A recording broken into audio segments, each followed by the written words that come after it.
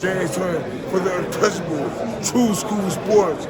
Let's go, baby. Bow! Be careful what you wish for because it can become a reality. The untouchable True School Sports Empire proudly presents something the boxing games are missing. Hey, what's going on? It's your boy BT, and I came here to talk some boxing with the thousands of True School Sports subscribers. All right, so I had to come here and give my thoughts. I had to let my thoughts marinate for a little bit and really figure out what it was I wanted to say here about this. Let's just call it for what it is: a shit show, an atrocity, and quite possibly the biggest indictment in the history of not just boxing, but more specifically boxing in America. Jake Paul versus Mike Tyson was a freaking disgrace of epic proportions. And let's also start right here. Jake Paul exposed by Mike Tyson. And Jake Paul exposed by Mike Tyson. I'm going to tell you why Jake Paul got exposed by Mike Tyson. Now, first of all, I don't give half of a singular fuck if Jake Paul has an official win on his record against Mike Tyson. He got exposed. He's fighting a guy who's less than 2 years away from being 60 years old. He's 58. His knees clearly were terrible. I can't think of a bigger age gap in the history of boxing. And my thing is this. Part of me can respect the fact that Jake Paul, after he hurt Mike Tyson or buzzed him, that he wasn't trying to knock him out. I understand people's point with that, but I'm sorry. Jake Paul's whole angle has been for the longest time now that he's legit, he's a real fighter, and this was, for all intents and purposes, on paper, a real fight. So if you have an opponent, and it's going to sound crazy, but if you have an opponent and he's hurt, I don't care if he's 58 years old, this wasn't an exhibition, this is a real fight. So Jake Paul going 8 rounds with Mike Tyson, the old Mike Tyson, a decrepit Mike Tyson, a beyond shot to pieces Mike Tyson, a Mike Tyson who's on the back nine and definitely in the clubhouse, as Rick Laser would say. It's not. It's an indictment on how much he's not that great of a boxer. That's just the truth. This fight is many things. It was a spectacle. It definitely moved the needle in America. But the fact that this fight had such an impact on American boxing, the fact that so many people that I know in real life who don't watch boxing were asking me about this fight, the fact that it culturally transcended the boxing community, it really speaks more to where we're at in America and what our tastes are, and it's disgraceful.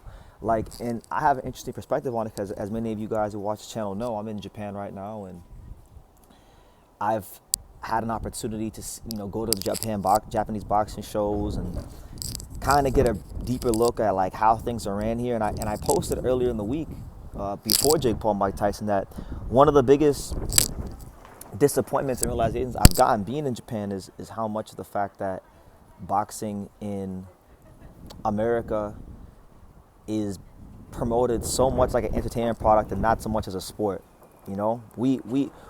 Us the Americans, we've been dumbed down so much, and we've really just been left, as Sean Tatel would say, with nothing but idol worship, because there really wasn't any substance to this fight. Jake Paul is not a great fighter. Mike Tyson is not any longer a great fighter. He's a 58-year-old, well-seasoned man, in the twilight of his life. Never mind his boxing career, his life. So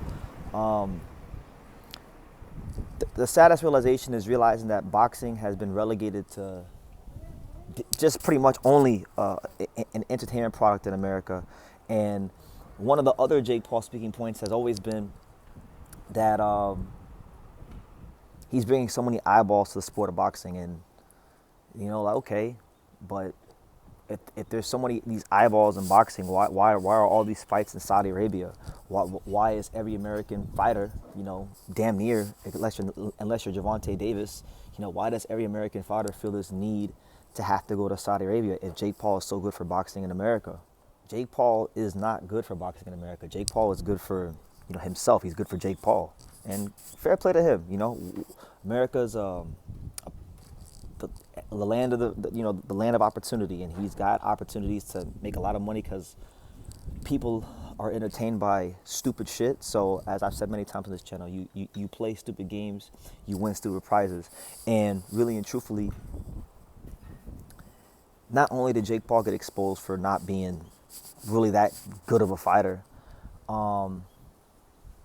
America has gotten exposed. Boxing fans in America have gotten exposed, and not just boxing fans, but I'm saying the American population has gotten exposed because this wouldn't like be a thing if people didn't watch. You know, this wouldn't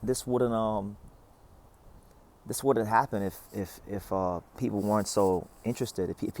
If people had the same energy for Jake Paul and Mike Tyson that they had for, like, you know, real boxing fights like Better Be at Bivol, or even to, you know, I know Tank Ryan Garcia was successful, but it didn't do the numbers that Jake Paul, Mike Tyson did. Like, even a fight like that, if people were more entertained by the actual, like, sport at the highest level and competition at the highest level, then this shit wouldn't exist. But the fact of the matter is, it's an indictment on the consumer, because the product won't exist if there's not a consumer base for it. That's just economics 101. That's just those are just general principles of economics. Like, you have supply and demand. So, you know, the demand, you know, obviously, like, this fight was just made because Mike Tyson is a big deal and Jake Paul is a big influencer. So it's like two worlds colliding.